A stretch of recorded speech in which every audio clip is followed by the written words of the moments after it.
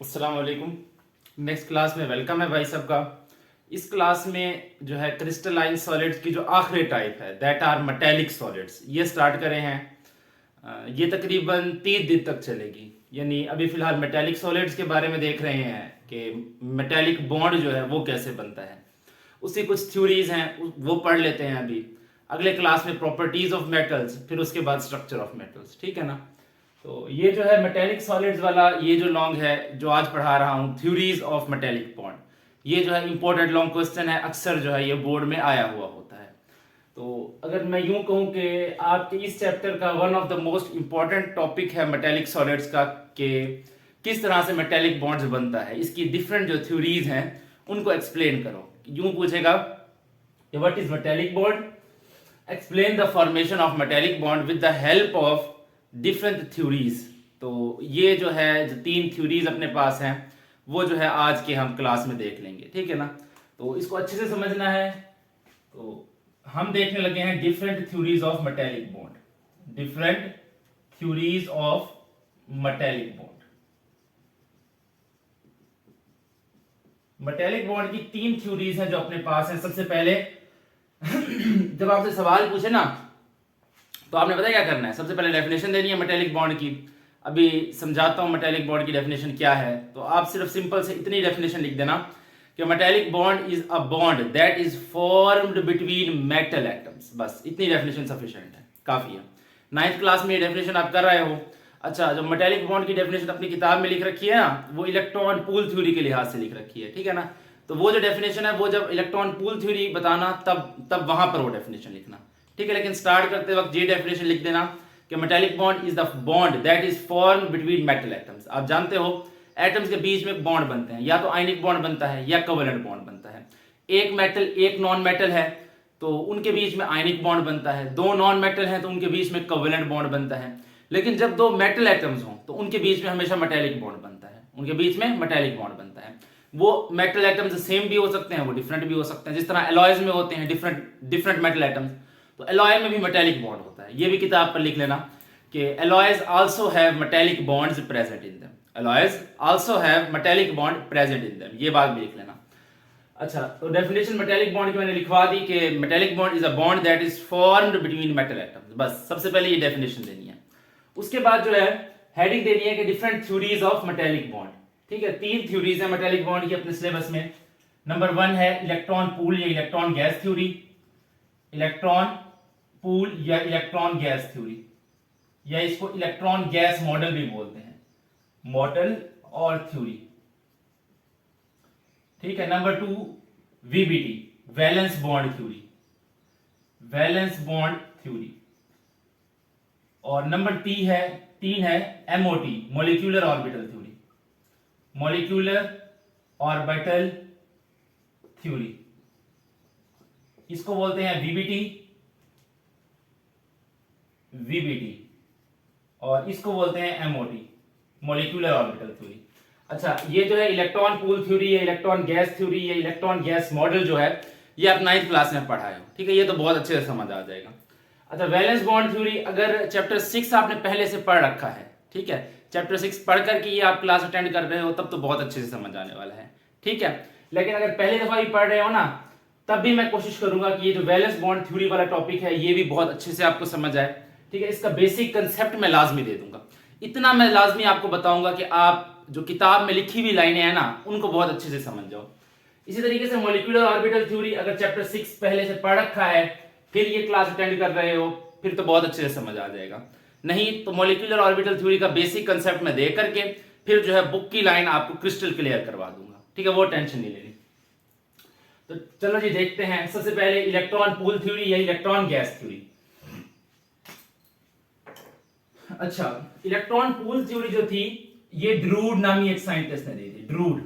Druid इस scientist का नाम था, इसने दी थी। और 1923 में एक और साइंटिस्ट था लॉरेन, इसने इस थ्योरी को एक्सटेंड किया, extended the theory of druid.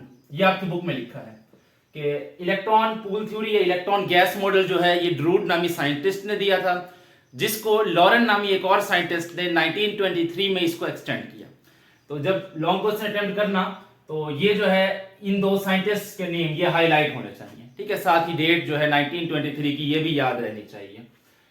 तो ये क्या कहती है ये थ्योरी ये कहती है कि मानो अगर मेटल एटम्स हैं, काफी सारे मेटल एटम्स आपस में जुड़े हैं, तो उनमें जो मेटेलिक बॉन्ड बनता है वो फ्री इलेक्ट्रॉन्स की वजह से बनता है।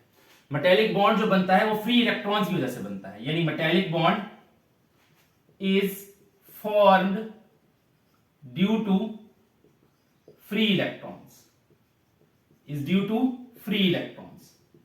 ठीक है। ये कैसे बनता है, मानो यहां पर कोई मेटल एटम है, यहां पर एक और मेटल एटम है, यहां पर एक और, इधर और, ये काफी सारे मेटल एटम्स हैं।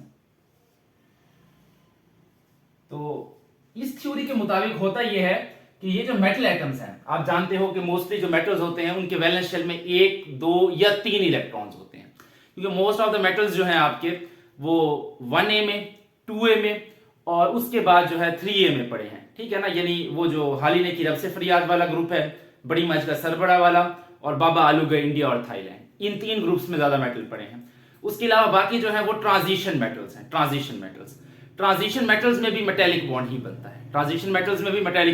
है, लेकिन उनमें भी जो इन्वॉल्वमेंट है, आमतौर पर जो इन्वॉल्वमेंट रहती है वो वैलेंस इलेक्ट्रॉन्स की ही रहती है। तो जो वैलेंस में जो इलेक्ट्रॉन्स होते हैं किसी मेटल एटम के, इस थ्योरी के मुताबिक वो मेटल एटम जो मेटेलिक लैटिस बना रहे हैं, जो मेटेलिक क्रिस्टल बना रहे हैं, वो अपने वैलेंस शेल के इलेक्ट्रॉन्स लूज कर देते हैं। तो मानो ये मेटल एटम है, इसके वैलेंस शेल में एक ही इलेक्ट्रॉन था, फर्ज करके चलते हैं, वैसे ज्यादा भी हो सकते हैं, 2, 3, 4, 5 भी हो सकते हैं। तो अभी ये मान करके चलते हैं कि इसके वैलेंस शेल में एक ही इलेक्ट्रॉन था, तो उसने ये जो एक इलेक्ट्रॉन था ये लूज कर दिया। इलेक्ट्रॉन लूज करने पर इस पर पॉजिटिव चार्ज आ गया और इसका इलेक्ट्रॉन इधर आ गया। सिमिलरली इसके वैलेंस में भी इलेक्ट्रॉन था, इसने लूज किया, इस पर पॉजिटिव चार्ज आ गया और इलेक्ट्रॉन इधर आ गया। सिमिलरली इस पर ऐसे और सिमिलरली इस पर ऐसे।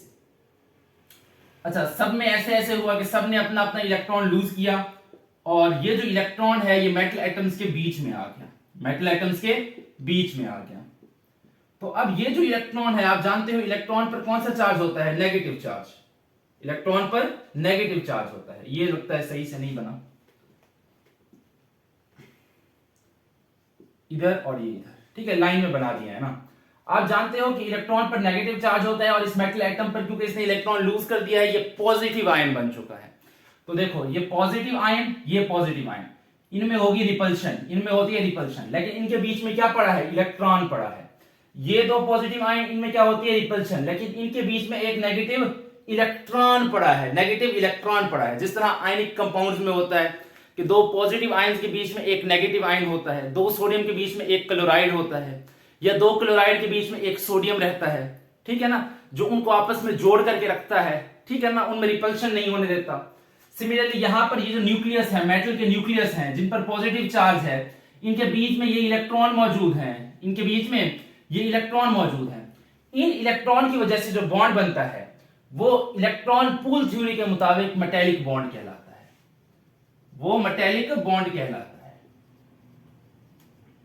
ठीक है, तो metallic bond electron pool theory के मुताबिक एक फोर्स ऑफ अट्रैक्शन है between metal ion and electron.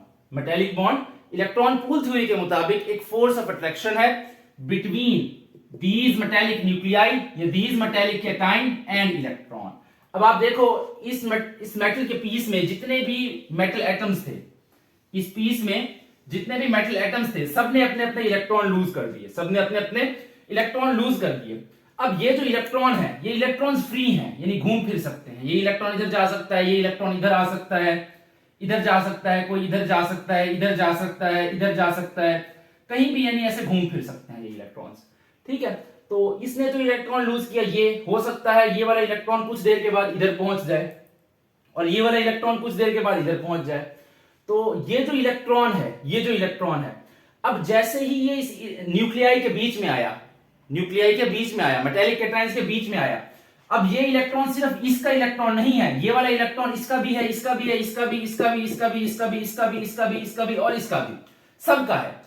ये वाला इलेक्ट्रॉन सबका है। इसी तरह ये वाला जो इलेक्ट्रॉन है वो इस मेटल पीस में मौजूद तमाम मेटेलिक न्यूक्लियाई का है। इसी तरीके से ये भी, ये वाला भी, ये भी, ये भी, ये वाला जो इलेक्ट्रॉन है ये सिर्फ इस मेटल आयन का नहीं है, ये सब का शुमार होगा, सब का गिना जाएगा। क्यों ऐसा? इसलिए कि अभी ये यहां पर है, थोड़ी देर बाद यहां पहुंच जाएगा, घूम फिर रहा है, आजाद है, क्योंकि आयोनाइज होकर के निकला है मेटल एटम से, आयोनाइज होकर के निकला है। तो मेटल एटम के इंफ्लुएंस से वो आजाद है, मेटल एटम के इंफ्लुएंस से वो आजाद है, ठीक है ना। न्यूक्लियस का इस इलेक्ट्रॉन पर जितना होल्ड है उतना ही इस वाले का भी होगा, उतना ही इसका भी होगा, उतना ही इसका भी होगा। यानी ये इलेक्ट्रॉन जितने न्यूक्लियाई के बीच में होगा उन सब का इस इलेक्ट्रॉन पर होल्ड होगा, और ये इलेक्ट्रॉन सभी न्यूक्लियस का शुमार किया जाएगा, सभी मेटल एटम्स का शुमार किया जाएगा। इसका जो है फंक्शन क्या होता है? इसका फंक्शन ये होता है कि इसने इन दो मेटल एटम्स को आपस में जोड़ करके रखना है, इनमें रिपल्शन नहीं होने देनी। तो metallic bond it is a force of attraction, it is a force of attraction between metal atoms due to mobile or free electrons that works within the influence of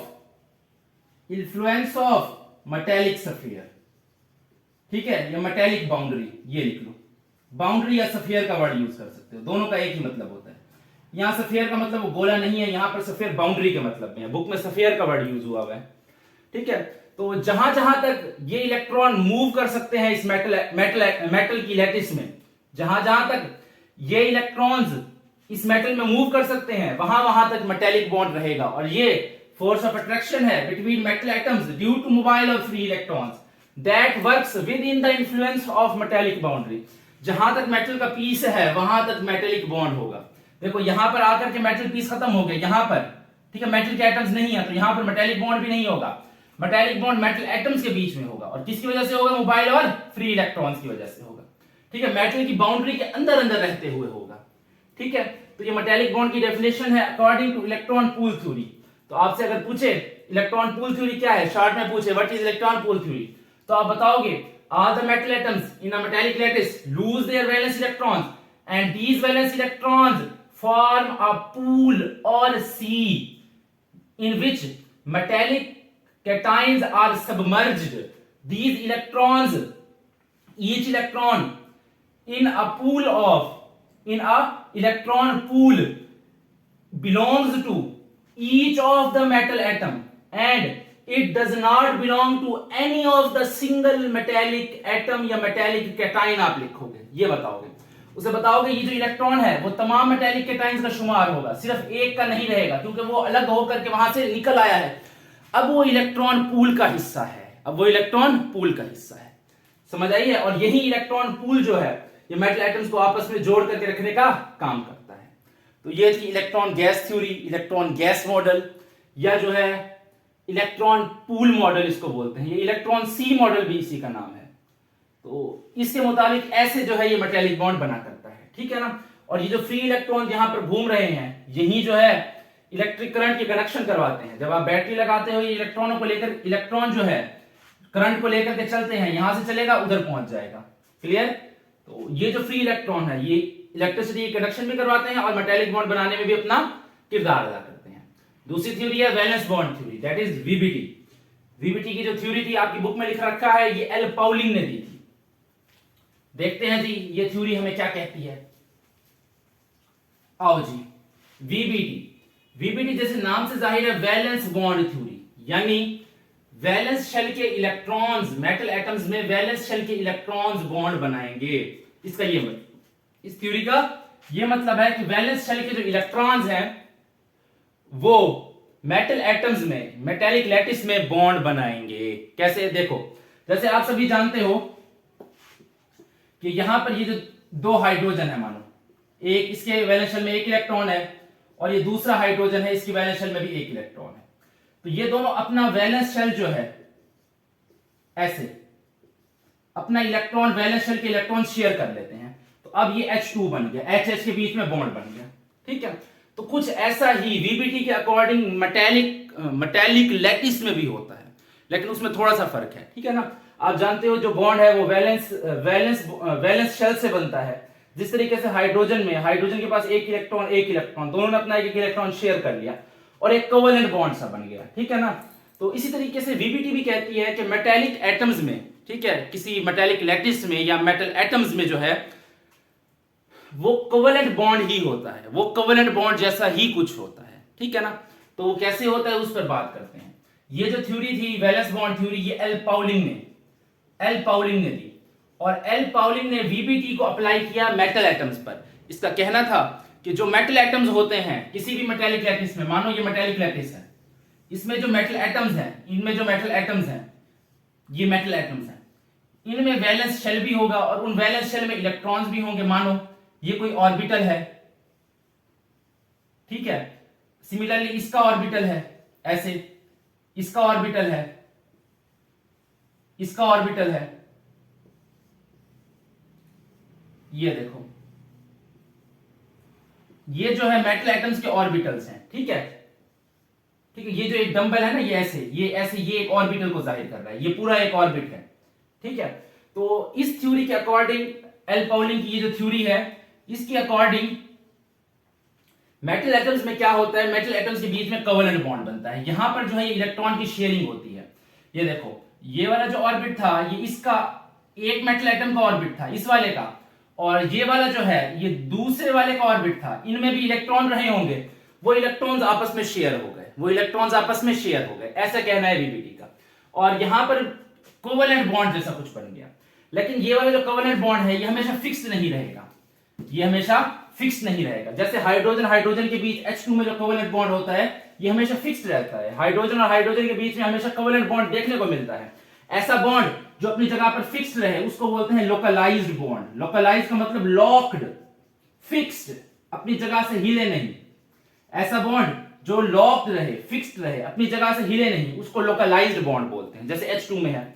लेकिन एल पाउलिंग का कहना है कि metallic lattice में जो covalent bond होता है वो डीलोकलाइज्ड कोवेलेंट बॉन्ड होता है, डीलोकलाइज्ड कोवेलेंट बॉन्ड होता है।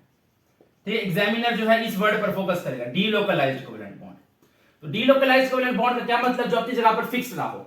अभी इन दोनों के बीच में बॉन्ड बन रखा है ना, थोड़ी देर बाद क्या होगा, ये बॉन्ड यहां से खत्म हो जाएगा और इन दोनों के बीच में बॉन्ड बन जाएगा, इस मेटल एटम के साथ बॉन्ड बन जाएगा, ठीक है। अच्छा, थोड़ी देर बाद ये मेटल एटम ने इसके साथ बॉन्ड बनाया हुआ है, थोड़ी देर बाद ये बॉन्ड खत्म हो जाएगा, इसके साथ बॉन्ड बन जाएगा, यहां पर इन दो के बीच में बॉन्ड बन जाएगा। इस मेटल एटम ने अभी इसके साथ बॉन्ड बना रखा है, थोड़ी देर बाद इसके साथ बॉन्ड खत्म हो जाएगा, ये वाला मेटल एटम इस वाले के साथ बॉन्ड बना लेगा। तो ऐसा बॉन्ड जो वक्त के साथ साथ टूटता रहे और दूसरे एटम के साथ बनता रहे, ऐसे बॉन्ड को बोलते हैं डीलोकलाइज्ड बॉन्ड, ठीक है। तो ये देखो, ये जो इलेक्ट्रॉन थे पहले इधर थे, फिर इधर आ गए, फिर इधर आ गए। तो ये देखो, ये जो डीलोकलाइज्ड बॉन्ड है ये ट्रेवल कर रहा है, पहले इन दो के बीच में था, फिर इन दो के बीच में बना, फिर इन दो के बीच में, फिर इन दो के बीच में, फिर क्या होगा, अभी इसने और इसने बॉन्ड बना रखा है, इनके बीच में बॉन्ड टूटेगा, फिर इनके बीच में बॉन्ड बन जाएगा। तो इस तरह से डीलोकलाइज्ड बॉन्ड में क्या होते हैं, इलेक्ट्रॉन होते हैं ना, ये डीलोकलाइज्ड इलेक्ट्रॉन मेटेलिक लैटिस में ट्रेवल करते रहते हैं, ठीक है। जिस तरह से इलेक्ट्रॉन पूल थ्योरी या इलेक्ट्रॉन गैस थ्योरी में इलेक्ट्रॉन्स ट्रेवल करते रहते हैं, ठीक है, फ्री होते हैं। तो इस तरीके से ये डीलोकलाइज्ड बॉन्ड भी पूरी मेटेलिक लैटिस में ट्रेवल करता रहता है। अभी इन दोनों के बीच बना है, फिर इन दोनों के बीच, फिर इन दोनों के बीच, फिर इन दोनों के बीच, फिर इधर से इस यहां पर कोई मेटल होगा तो उसके साथ बन जाएगा या इसके साथ बन जाएगा। तो इस तरीके से ये वाला जो बॉन्ड है ये पूरी मेटेलिक लैटिस में घूमता रहता है, ठीक है। इसके इलेक्ट्रॉन्स पूरी मेटेलिक लैटिस में घूमते फिरते रहते हैं, ठीक है। एल पाउलिंग ये नहीं कहता कि ये इलेक्ट्रॉन लूज कर देते हैं, बिल्कुल ही, ठीक है। इनके जो इलेक्ट्रॉन है ये डीलोकलाइज्ड रहते हैं, इनके जो बॉन्ड्स हैं वो डीलोकलाइज्ड रहते हैं, यानी पूरी लैटिस में घूमते रहते हैं, पूरी लैटिस में या पूरे मेटेलिक क्रिस्टल में या पूरे मेटेलिक सॉलिड में ये घूमते रहते हैं। और यही डीलोकलाइज्ड बॉन्ड इलेक्ट्रॉन्स की कंडक्शन भी इलेक्ट्रिसिटी की कंडक्शन भी करवाते हैं। जब आप इलेक्ट्रिक करंट यहां से अप्लाई करते हो तो पहले ये बॉन्ड यहां था, फिर यहां ट्रेवल कर गया, फिर यहां, फिर आगे ट्रेवल कर गया। तो यही डीलोकलाइज्ड बॉन्ड, जिस तरह ग्रेफाइट में जिस तरह से डीलोकलाइज्ड बॉन्ड क्या करता है, इलेक्ट्रॉन्स चलते रहते हैं पैरेलल टू द लेयर, तो इलेक्ट्रिक करंट को भी लेकर के चलते हैं। इसी तरीके से मेटल्स में ये जो डीलोकलाइज्ड इलेक्ट्रॉन्स हैं ये जब चलते हैं, डीलोकलाइज्ड बॉन्ड जब चलता है तो ये भी इलेक्ट्रिक करंट को लेकर के चलता है, ठीक है। अगर इलेक्ट्रिक करंट बैटरी साथ जुड़ी हुई हो तो ये इलेक्ट्रिक करंट को लेकर के भी चलेगा। समझ आई बात की? ठीक है, ये दो लफ्ज अगर आपको क्लियर है, लोकलाइज्ड बॉन्ड और डीलोकलाइज्ड बॉन्ड, तो बहुत अच्छी बात है। ठीक है ना? तो इस तरीके से जो मेटल में होता है बॉन्ड वो डीलोकलाइज्ड बॉन्ड होता है। आमतौर पे जो कोवेलेंट बॉन्ड होता है वो लोकलाइज्ड होता है, फिक्स्ड होता है, अपनी जगह से हिलता नहीं है। ठीक है, ये ऐसे मानो यहां पर अगर दो H2 हैं, H यहां पर कोई और H2 आ गया है, एक H2 ये है, एक H2 ये है, अभी इन दोनों के बीच में बॉन्ड बन रखा है और इन दोनों के बीच में बॉन्ड बन रखा है। ऐसा नहीं होगा कि थोड़ी देर बाद ये बॉन्ड टूटे और इन दोनों के बीच में बॉन्ड बन जाए। ठीक है, नॉन मेटल्स में ये जो बॉन्ड होता है ये लोकलाइज्ड रहता है, लेकिन मेटल्स में क्या होता है, मेटल्स में जो कोवेलेंट बॉन्ड बनता है, कोवेलेंट बॉन्ड सा बनता है, वो डीलोकलाइज्ड होता है, यानी घूमता रहता है, कभी इन दो एटम्स के बीच में, कभी इन दो के, कभी इन दो के, कभी इन दो के, कभी इसकी और इससे आगे वाले के, कभी इन दो में। तो इस तरीके से पूरी मेटालिक लैटिस में ये बॉन्ड घूमता रहता है, डीलोकलाइज्ड होता है, फिक्स्ड नहीं होता। समझ आइए बात की? तो ये था वीबीटी। तो आप बताओगे, L Pauling tried to explain the metallic bond, the formation of metallic bond on the basis of valence bond theory. According to this theory, the valence shell electrons of metal atoms form covalent bond. ठीक है, the covalent bond in metal atoms is delocalized. It is not localized, यानी ये fixed नहीं है, ये घूमता रहता है. The delocalized bond keeps on moving throughout the metallic lattice. ये पूरी metallic lattice में घूमता फिरता रहता है. समझ आ गई? और वीबीटी समझ आई? और ये थोड़ी सी बातें हैं, ये अभी समझ आ गई होंगी. ठीक है ना, बहुत थोड़ी सी बात की है. वीबीटी बहुत डिटेल में है, चैप्टर 6 में पढ़ाऊंगा. अच्छा जी, वीबीटी समझा दी तुम्हें, पूरी कोशिश की समझ आए. अब एमओटी, मॉलिक्यूलर ऑर्बिटल थ्योरी. अच्छा, electron pool theory, electron gas theory Drude ने दी और लॉरेन ने एक्सटेंड की. वैलेंस बॉन्ड थ्योरी जो है ये एल पाउलिंग ने दी. ये दो बातें तो किताब में लिख रखी हैं. ठीक है, ये जो मॉलिक्यूलर ऑर्बिटल थ्योरी है ना, इसकी बेसिस पर मेटालिक बॉन्ड को जो जिसने एक्सप्लेन किया, देखो ना, वैलेंस बॉन्ड थ्योरी की बेसिस पर मेटालिक बॉन्ड को किसने एक्सप्लेन किया? एल पाउलिंग ने. इलेक्ट्रॉन पूल थ्योरी या इलेक्ट्रॉन गैस मॉडल की बेसिस पर किसने एक्सप्लेन किया? ड्रूड ने दी और लॉरेन ने उसे एक्सटेंड करके एक्सप्लेन किया. जो एमओटी है, ठीक है, इसकी बेसिस पर एक्सप्लेन किया था एक साइंटिस्ट था, फेलिक्स ब्लोच इसका नाम था. ठीक है, ब्लोच वो अपनी वाली कौम वाला ब्लोच नहीं. ठीक है, ये अंग्रेजों का नाम है, फेलिक्स ब्लोच. ठीक है, क्या पता कैसा नाम है. ठीक है, वही ज्यादा बेटर जानता होगा कैसा नाम है उसका. तो बहरहाल यही इसके स्पेलिंग है, मैं तो इसे ऐसे ही पढ़ता हूं, फेलिक्स ब्लोच. ठीक है, इसने 1928 में जो है एमओटी की बेसिस पर, मॉलिक्यूलर ऑर्बिटल थ्योरी की बेसिस पर मेटालिक बॉन्ड को एक्सप्लेन करने की कोशिश की. एमओटी क्या है, मॉलिक्यूलर ऑर्बिटल थ्योरी क्या है, इसके बारे में बताता हूं. ठीक है, ये बस ऐसे ही नोट कर लेना, किताब पर लिखने की जरूरत नहीं है. ठीक है, ऐसे एक्स्ट्रा इंफॉर्मेशन तुम्हारे लिए. तो आओ, एमओटी की बेसिस पर जो है, मॉलिक्यूलर ऑर्बिटल थ्योरी की बेसिस पर हम मेटालिक बॉन्ड को एक्सप्लेन करने की कोशिश करते हैं. एमओटी क्या कहती है? एमओटी ये कहती है, देखो जैसे मैंने पहले बताया कि ये जो बॉन्ड बनते हैं ना, बॉन्ड ये वैलेंस शेल्स के बीच में बनते हैं. ये बॉन्ड्स वैलेंस शेल्स के बीच में बनते हैं और वैलेंस शेल के इलेक्ट्रॉन शेयर होते हैं. लेकिन एमओटी का कहना है, एमओटी के मुताबिक valence shell electrons plus inner shell electrons both take part in bond formation. ठीक है, एमओटी से जो बॉन्ड फॉर्मेशन है ये थोड़ी कॉम्प्लेक्स है. जनरली जो हम पढ़ते हैं वो ये कहते हैं कि वैलेंस शेल से जो है बॉन्डिंग होती है, वैलेंस शेल के इलेक्ट्रॉन्स बॉन्डिंग में हिस्सा लेते हैं. लेकिन एमओटी का ये कहना है कि वैलेंस शेल के इलेक्ट्रॉन्स तो लेते ही हैं, लेकिन जो अंदर के शेल्स होते हैं, मिसाल के तौर पर फ्लोरीन है, ठीक है, F2 बना रखा है, ये इसका पहला शेल, इसमें 2 इलेक्ट्रॉन, दूसरे शेल में 7 इलेक्ट्रॉन. फ्लोरीन ये कितने 8 बना दिए हैं ना, चलो 7 कर देते हैं. 1 2 3 4 5 6 7, हाँ 7. ये इसका पहला शेल और ये इसका दूसरा शेल. दूसरे शेल में 7 इलेक्ट्रॉन्स, 4 5 6 7. पहले शेल में 2 इलेक्ट्रॉन्स. तो यहां पर होता क्या है कि जनरली ये ये 2 इलेक्ट्रॉन्स शेयर कर लेते हैं आपस में. ठीक है, वैलेंस शेल के ही इलेक्ट्रॉन्स. लेकिन एमओटी का कहना है कि सिर्फ वैलेंस शेल के इलेक्ट्रॉन्स ही बॉन्ड फॉर्मेशन में हिस्सा नहीं लेते. ठीक है, सिर्फ वैलेंस शेल के इलेक्ट्रॉन्स ही बॉन्ड फॉर्मेशन में हिस्सा नहीं लेते.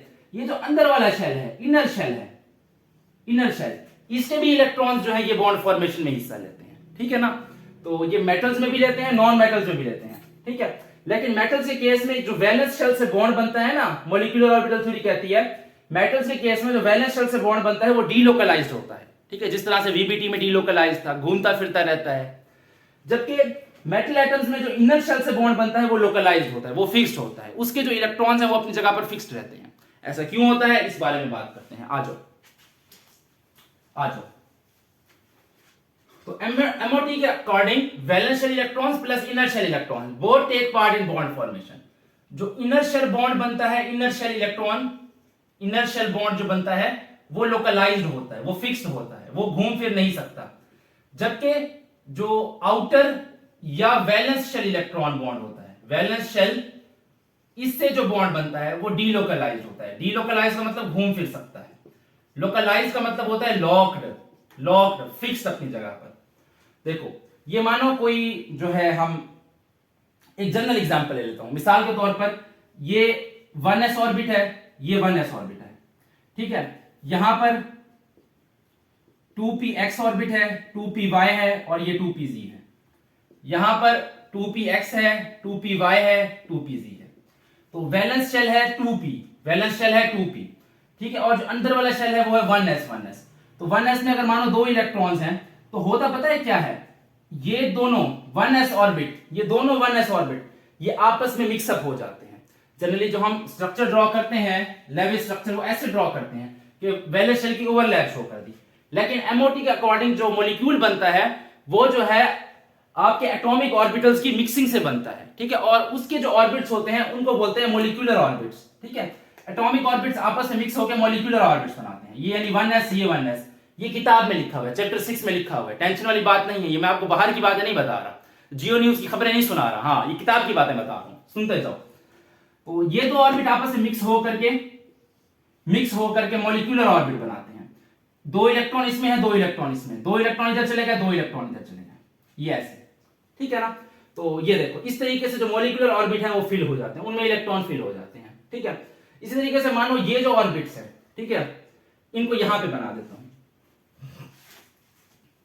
इनको यहां पे बना देता हूं। ये 2px एक एटम का, 2py दूसरे का, ये 2pz दूसरे का, ये 2px एक का, ये 2py दूसरे का, ये 2pz तीसरे का। अच्छा ये देखो, अब मानो इनमें जो है, मानो 2-2 इलेक्ट्रॉन है, ये मान करके चलते हैं 2-2 इलेक्ट्रॉन है। तो होगा क्या, 2-2 इलेक्ट्रॉन ऐसे नहीं भरे हुए होते, एक 2px में होता है, एक 2py में होता है, ठीक है। ये कैसे होता है, ये इलेक्ट्रॉनिक कॉन्फ़िगरेशन के रूल है, समझ जाओगे। अभी फिलहाल जो है मैं एमओटी से जो है बॉन्ड बनाना सिखा रहा हूं, ठीक है ना।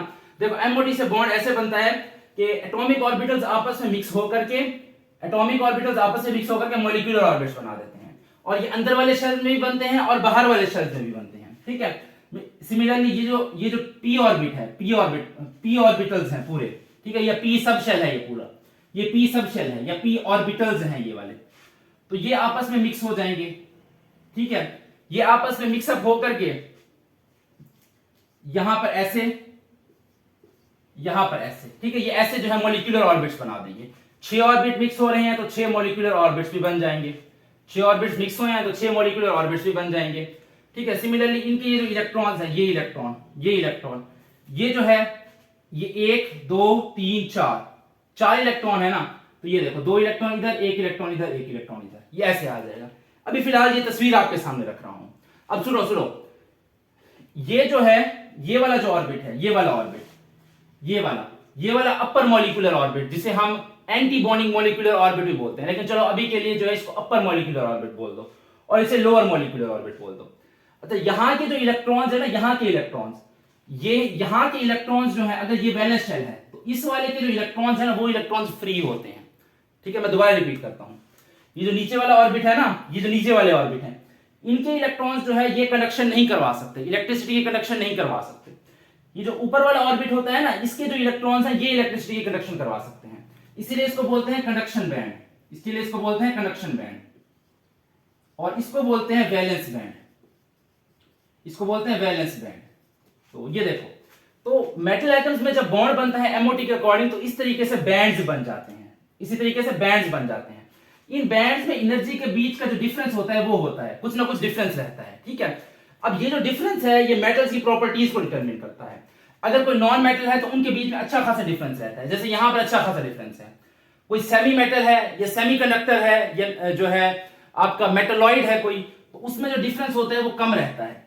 जबकि जो मेटल एटम्स होते हैं उनमें ये जो दो ऑर्बिट्स होते हैं ना, ये आपस में मिले हुए होते हैं बिल्कुल। यहां पर जो डिस्टेंस होता है ना, ये ना होने के बराबर होता है। तो यहां की ये जो इलेक्ट्रॉन्स है ना, ये वाले इलेक्ट्रॉन वो आसानी से ऊपर वाले बैंड में चले जाते हैं, ऊपर वाले बैंड में चले जाते हैं। और इससे होता क्या है, ये इलेक्ट्रॉन की करेक्शन करवाते हैं। जैसे मैंने बताया, नीचे वाले जो है, नीचे वाले ये इलेक्ट्रॉन की करेक्शन नहीं करवा सकते, ऊपर वाले इलेक्ट्रॉन की करेक्शन करवाते हैं। ठीक है, ये जो प्रॉपर्टी है किसी मेटल एटम्स की, इलेक्ट्रिकल प्रॉपर्टी, वो इनके बीच गैप पर डिपेंड करती है। ये मैं किताब की बातें ही बता रहा हूं, टेंशन लेने की जरूरत नहीं है, चैप्टर 6 में लिखा हुआ है, अभी पढ़ लोगे अच्छी बात है, सुनते जाओ। ये देखो, यहां वाले जो है, ये जो है, ये इलेक्ट्रॉन, ये इलेक्ट्रिसिटी की कनेक्शन नहीं करवा सकते, ये इलेक्ट्रिसिटी की कनेक्शन करवा सकते हैं। नॉन मेटल्स में क्या होता है, गैप अच्छा खासा होता है, सेमी मेटल्स में गैप थोड़ा कम होता है, और जो मेटल्स होते हैं उनमें गैप ना होने के बराबर होता है। आपस में जो है इनके ऑर्बिट्स या आपस में जो इनके बैंड्स होते हैं वो मिले हुए होते हैं। इनके जो मॉलिक्यूलर ऑर्बिट्स होते हैं ये आपस में मिले हुए होते हैं, वैलेंस शेल से जो बॉन्ड बन रहा होता है उसके। तो यहां से जो इलेक्ट्रॉन है ये उठ करके ऊपर चले जाते हैं और ये इलेक्ट्रिसिटी की कंडक्शन करवा सकते हैं। ठीक है ना। तो मेन कहने का मुद्दा ये देखो, इस तरीके से जो है ये जो है मॉलिक्यूलर ऑर्बिटल थ्योरी के अकॉर्डिंग जो है बॉन्ड बनता है, यानी एक नीचे वाली स्टेट बन गई, एक ऊपर वाली स्टेट बन गई। ठीक है, इनको बोलते हैं बैंड। ये एक बैंड की सूरत में अपेयर होगा, ये एक बैंड की सूरत में, ये एक बैंड की सूरत में, ये एक बैंड की सूरत में। मैं ये लफ्ज बैंड का लफ्ज समझाना चाह रहा था कि बैंड कैसे बनता है। बैंड, जो बैंड है, एक बैंड ये मॉलिक्यूलर ऑर्बिट होता है बेसिकली। ठीक है, ये जो बैंड है ये बेसिकली एक मॉलिक्यूलर ऑर्बिट होता है, और ये जो बैंड है ये इनर शेल से भी बनता है, ये मॉलिक्यूलर ऑर्बिट इनर शेल से भी बनता है और बाहर वाले शेल से भी बनता है। समझ आइए? तो ये समझाने के लिए था, ठीक है, कि ये किस तरीके से बनता होता है। अब सुनो, इन बातों को रिपीट कर देता हूं जल्दी से, जो बातें आपने लिखनी है। अभी सुनो, आपने लिखना है कि जब मेटल एटम्स जो है एमओटी के अकॉर्डिंग कोवेलेंट बॉन्ड बनाते हैं, एमओटी के अकॉर्डिंग कोवेलेंट बॉन्ड बनाते हैं, तो होता क्या है, होता यह है कि inner shell plus valence shell दोनों के इलेक्ट्रॉन्स बॉन्ड फॉर्मेशन में हिस्सा लेते हैं, और एमओटी के अकॉर्डिंग जब बॉन्ड बनता है तो बैंड्स बनते हैं, एनर्जी स्टेट्स बनती हैं, एनर्जी स्टेट्स बनती हैं। ठीक है, जो एटॉमिक ऑर्बिटल्स होते हैं वो मिल करके बैंड्स बनाते हैं, एनर्जी स्टेट्स बनाते हैं, यानी मॉलिक्यूलर ऑर्बिटल्स बनाते हैं, मॉलिक्यूलर ऑर्बिटल्स बनाते हैं। तो इन मॉलिक्यूलर ऑर्बिट्स में इलेक्ट्रॉन्स मौजूद रहते हैं। जो अंदर वाले शेल्स से मॉलिक्यूलर ऑर्बिटल्स बनते हैं क्योंकि वो कंप्लीटली फिल्ड होते हैं। अभी यहां पर जो है डायग्राम बनाई थी 1s से, उसमें कंप्लीट फिलिंग थी ना। तो ये जो कंप्लीट फील्ड ऑर्बिट्स होते हैं ये जो है ये डीलोकलाइज्ड नहीं होते, ये लोकलाइज्ड होते हैं, ये खुश रह रहे होते हैं, इनको कोई तंगी नहीं होती। जबकि जो वैलेंस शेल से बॉन्ड बनता है उसके जो इलेक्ट्रॉन्स होते हैं वो डीलोकलाइज्ड होते हैं। क्यों? क्योंकि वहां पर जो स्टेट बनती है, एक नीचे वाला बैंड, एक ऊपर वाला बैंड, तो ऊपर वाले बैंड में जगह खाली रहती है, ऊपर वाले बैंड में कुछ ना कुछ जगह खाली रहती है। तो क्योंकि वो जगह खाली रहती है तो इस वजह से वैलेंस शेल से बॉन्ड बनता है, वैलेंस शेल से बॉन्ड बनता है, वो डीलोकलाइज्ड होता है, वो डीलोकलाइज्ड होता है। इसलिए डीलोकलाइज होता है क्योंकि नीचे के इलेक्ट्रॉन जो है वो उठ करके ऊपर चले जाते हैं। कभी कभार नीचे के इलेक्ट्रॉन उठ करके ऊपर चले जाते हैं। क्यों जाते हैं? ताकि इलेक्ट्रिसिटी की कनेक्शन करवा सकें। आपकी बुक में आखिरी लाइन लिखी हुई है, टॉपिक की आखिरी लाइन देखो कि the property of metals depends upon the space between these bands. ये लाइन लिखी है किताब की। जैसे मैंने बताया कि नॉन मेटल में स्पेस काफी ज्यादा होता है, नॉन मेटल में जो स्पेस है वो काफी ज्यादा होता है, मेटलॉइड में स्पेस कम होता है, और मेटल्स में जो स्पेस है वो ना होने के बराबर होता है। ऐसे आपस में बैंड्स मिले हुए होते हैं। तो जो वैलेंस शेल से जो मॉलिक्यूलर ऑर्बिट्स बने हैं तो उसके नीचे वाले बैंड में जो इलेक्ट्रॉन होंगे वो उठ करके ऊपर जाते रहते हैं ताकि इलेक्ट्रिसिटी की कंडक्शन करवा सके। तो इसी तरीके से जैसे मेटल्स हैं, कोई मेटल है जिसमें गैप थोड़ा है तो इलेक्ट्रिसिटी का इतना अच्छा कंडक्टर नहीं होगा, जिसमें गैप कम है वो इलेक्ट्रिसिटी का ज्यादा अच्छा कंडक्टर होगा। तो इसलिए मॉलिक्यूलर ऑर्बिटल थ्योरी को बैंड थ्योरी भी बोलते हैं क्योंकि इसमें एनर्जी बैंड्स बनते हैं, इसमें एनर्जी बैंड्स बनते हैं।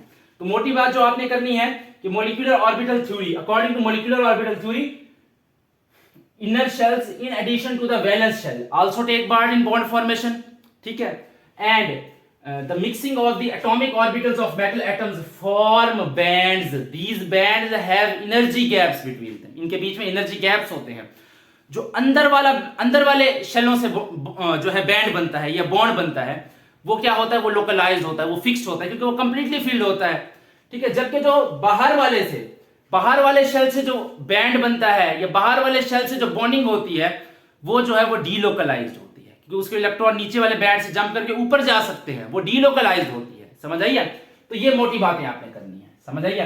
तो साथ जो ये भी बताओगे, क्योंकि इसमें बैंड्स बनते हैं इसलिए एमओटी को जो है बैंड थ्योरी भी बोला जाता है। बैंड थ्योरी, ये जो बैंड्स होते हैं ये बेसिकली मॉलिक्यूल के ऑर्बिट्स होते हैं, मॉलिक्यूल्स के ऑर्बिट्स होते हैं। क्लियर? कोशिश तो की है कि एमओटी जो है इसका थोड़ा सा कंसेप्ट देकर फिर मेटेलिक बॉन्ड समझाया जाए। ठीक है? जनरली जो आमतौर पे पढ़ाया जाता है वो ऐसे पढ़ाया जाता है कि बस ये जो मोटी बातें किताब में लिखी हैं उन्हीं को उर्दू में ट्रांसलेट कर दिया जाए। तो मैंने जो है टाइम से पहले ही एमओटी का थोड़ा सा जो है हवाला देने की कोशिश की। ठीक है? मुझे थोड़ा शक भी है कि हो सकता है बातें ऊपर से गुजरी हों, लेकिन मुझे यकीन है कि जब आप चैप्टर 6 पढ़ लोगे और वापस इसको रिवाइज करोगे टॉपिक को, तो एमओटी से जो मेटेलिक बॉन्ड का कंसेप्ट है ये आपको जरूर समझ में आएगा। क्यों? क्योंकि वहां पर हम बहुत सारी एग्जाम्पल्स करवाते होते हैं, तो जब एग्जाम्पल्स कर लेते हो तो चीज़ें याद हो जाती हैं। चीज़ें जब याद हो जाती हैं तो माइंड में बैठी होती हैं, तो उससे रिलेटेड कोई भी कंसेप्ट आप पढ़ते हो तो आपको अच्छे से जो है समझ में आ जाता है।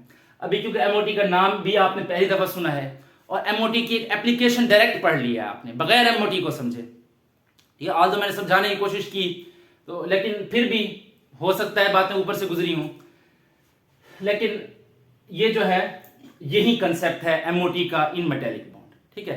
कि इनर शेल्स और वैलेंस शेल दोनों से बॉन्ड बनता है। इनर शेल से जो बॉन्ड बनता है वो लोकलाइज्ड होता है, बाहर वाले शेल से जो बॉन्ड बनता है वो डीलोकलाइज्ड होता है। क्यों? क्योंकि नीचे वाले बैंड से इलेक्ट्रॉन जंप करके ऊपर वाले बैंड में जा सकते हैं। ठीक है ना? तो वो फिक्स्ड नहीं होते अपनी जगह पर। तो यही बातें आपकी बुक में लिख रखी हैं, जिसको समझाने के लिए मैंने एमओटी थोड़ी सी पढ़ा दी और बताया कि मॉलिक्यूलर ऑर्बिट्स बनते हैं जिनको बैंड्स बोलते हैं, और इन बैंड्स में एनर्जी का गैप रहता है। जितना एनर्जी का गैप होगा उतना जो है कंडक्टिविटी पर इफेक्ट पड़ेगा। गैप ज़्यादा होगा तो इलेक्ट्रॉन्स के लिए ऊपर जाना मुश्किल होगा, तो इलेक्ट्रिकल कंडक्टिविटी जो है वो कम रहेगी। जबकि गैप अगर कम होगा बैंड्स के बीच में तो इलेक्ट्रॉन्स आसानी से ऊपर जा सकेंगे, और वो जो बॉन्ड होगा वो वाला बॉन्ड वो ज़्यादा डीलोकलाइज्ड होगा और वो ज़्यादा अच्छे से इलेक्ट्रिसिटी कंडक्शन करवा सकेगा। समझ आइए ना बात की? तो इन बातों को जो है ये आपने लाजमी पल्ले से बांधना है। लॉन्ग इंपॉर्टेंट है, अच्छे से तैयार करना है, कोई कमी जो है इसमें नहीं होनी चाहिए। ठीक है? अब इंशाल्लाह मुलाकात होगी प्रॉपर्टीज ऑफ मेटेलिक सॉलिड्स में। अगला क्लास होगा वो हमारा। तब तक के लिए अल्लाह हाफिज़।